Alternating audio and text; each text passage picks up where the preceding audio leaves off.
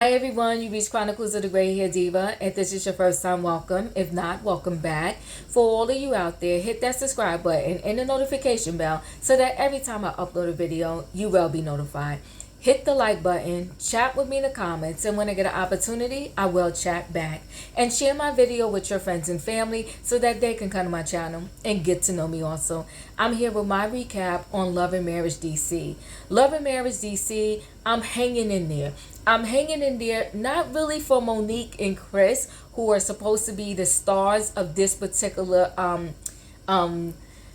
I guess version of the Love and Marriage Huntsville, the Love and Marriage franchise, so to speak. So it's the second one out the gate for Love and Marriage, because first we have Love and Marriage Huntsville, and now we have Love and Marriage DC. So Monique and Chris are supposed to be the starring couples, but I'm really not hanging in there for them. I'm hanging in there because I want to see more with this Quick, with Ashley, with Jamie, and with Irena. But you know, Monique and Chris, it seems to be a one note theme with me. And the one note theme is they're having trouble in their marriage. They're having trouble in their relationship. And I get it. Couples go through things. I mean, when you're married, especially if you're married long enough, it's a roller coaster ride, right? You have your ups, you have your downs. But every week, I'm really tired of hearing how she feels like Chris is not enough. He's not doing enough. He's not communicating with her. How they're friends and the romance is gone, and he feels like he's walking on eggshells. And literally, because you know what, Chris? You are walking on eggshells. I feel the way that everything is coming across the screen, I don't think he can do anything right for Monique. And if he does do something which appears to be right, I'm sure she will pick at it and say, no, it was wrong. And if behind the scenes this is not really who they are, what we're getting to see across the screen, then maybe they should not even do this show, because right now what they're portraying to me is dreadful. So Monique is still pissed that he hushed her at the vegan dinner, right? He hushed her at the dinner table. And he hushed her because it was like, okay, give me an opportunity to speak. And what he said to her was, listen, I said hush. I could have said something harsher. So I said hush, and, you know, just like saying be quiet. Here's my problem with her bringing it up 24, 48 hours later. At that dinner table, when he realized what he said to her was out of line and out of pocket, he apologized in real time. They kissed, and she accepted his apology. When you are a couple, when you are dating, when you are even just friends with someone, and they wrong you in any kind of way, and then they apologize when they find out or realize that they have wronged you, and you accept the apology. To me, don't accept the apology if 24 hours, 48 hours, 3 months, 12 months, or 2 years later, you're still going to be telling me or beating me down for that thing that I did to you that I apologize for. If you don't want to accept my apology, I appreciate you not accepting it. Then go ahead, keep on talking about it if that's what you want to do. But don't accept it. Have me thinking everything is cool, only for you to bring it up 24 or 48 hours later. So she's bringing it up as they're packing for Africa. And she was like, listen, who hushes, and I'm paraphrasing, guys, who hushes their wife? You know, that was so rude. Why would you hush me, okay? And she said, anyway, you can't ever shut me up, because nobody's going to hush me. I'm going to just keep talking. Then she says, you speak Alabama, I speak Jersey. And I was saying to myself, what does that mean? But he was speaking Alabama when you met him, and you were speaking Jersey when you met him, and you still said I do. So hence, what is the problem now? I'm not getting it. I'm confused. And as a couple, regardless of him speaking Alabama and you speaking New Jersey, y'all should speak kindly and respectfully to each other and try to hear each other out and really actually listen. Not just hear so you can respond, listen and understand. She could have brought it up again, even though she accepted his apology, saying, look, you know what, honey, I accepted your apology, but I'm still really hurt that you hushed me at the vegan dinner. It would have got a different response. In my opinion, it would have. So you can bring it up, but you got to know the way to bring it up. If they continue to do every single episode of them talking about their broken relationship, I don't know how much longer I can hang in there, because I literally have had enough. So now let's talk about Winter. Winter is an interesting person, and I'm gonna say this. I'm liking Winter because I'm liking her. I guess I'm gonna call it her calmness. I like the way that she handles conflict. I think that's what I want to say, right? I like the way that Winter handles conflict. So Ashley, for whatever reason, she is not feeling Winter whatsoever. So Winter said, you know what? She invited everyone. She couldn't invite Monique, because Monique went to Africa with her family. So she invited the rest of the ladies to, a nice little brunch or lunch or whatever the case may be, to say, hey, let's get to know each other. Let's see if we can, get a little closer and all be friends. So Ashley is there, Arena is there, and I want to say her name is Tanya, right? She's there also. And they're all kind of chatting. They do a little toast, and Ashley pretty much is like, I don't know if I could be friends with anybody here, right? And she's still poking the bear with Winter. Okay, she's questioning the fact that Winter can be a relationship specialist, counselor, or whatever Winter does in that realm. Now I will say this. What Quick said about specialists or about, people in certain professions, I will say this. My nail technician, her nails are never done, but she does a fabulous job with my nails. I had a hairstylist, her hair was rarely ever done, but that is because she was so busy taking care of all her clients. And she's an amazing, hairstylist. Okay, that's back when I used to, do my hair differently. Like now I wear my hair natural and I do whatever I do to it when I feel like doing something to it. But she was an amazing stylist, but she rarely ever had her hair done. So I think in some professions you probably can get away with that because people know your work.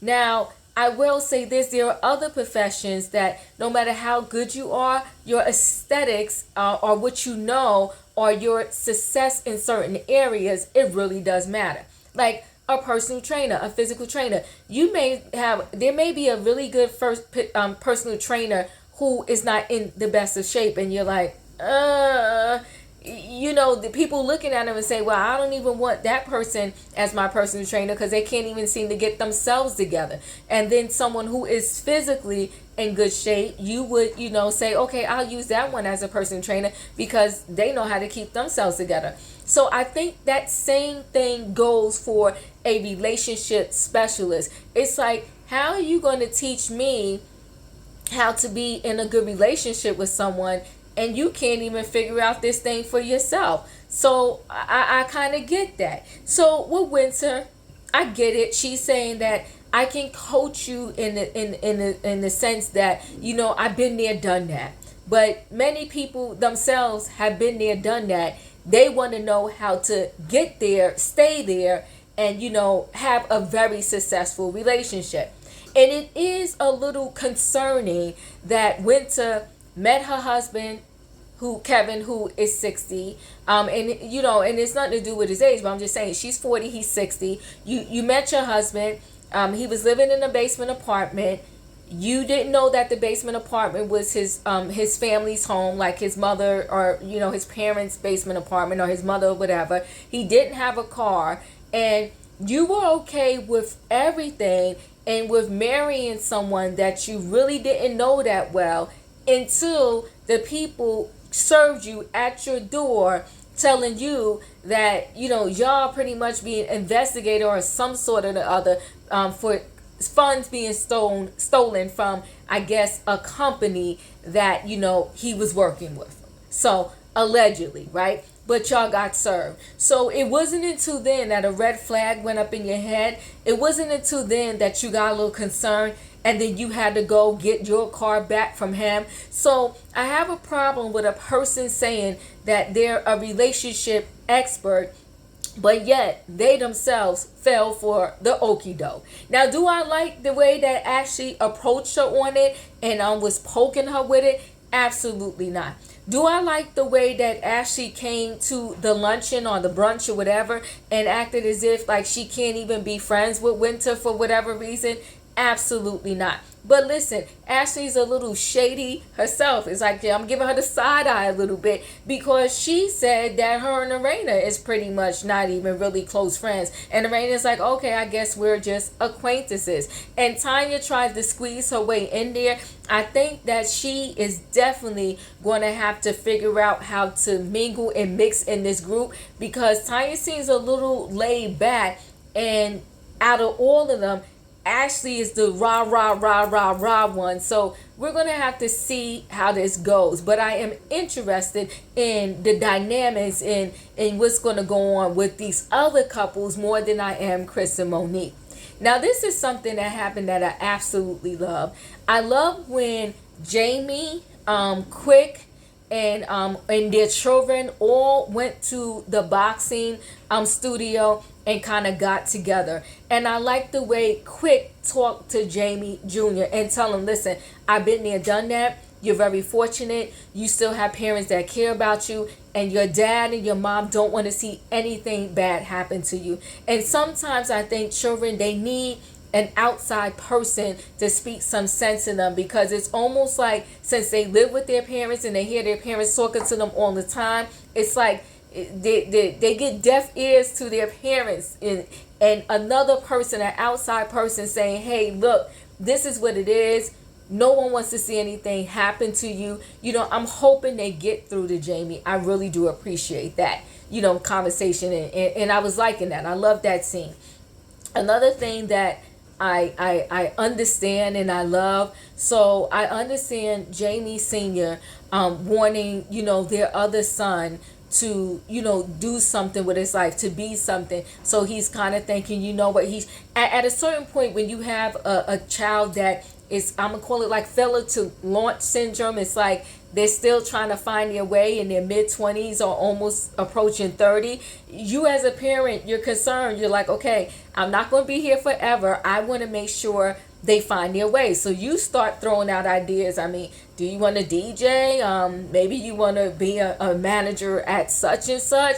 I know you like music. Maybe you want to do this. You try to give them some ideas, not because you're pushing your dreams on them, because you just want them to be able to do something and be able to eat dinner at night in case something happened to you and you're no longer here. So he was kind of, you know, pushing his son to be a DJ, and it's not what he wants to do. So it's going to be interesting to see how that pans out also.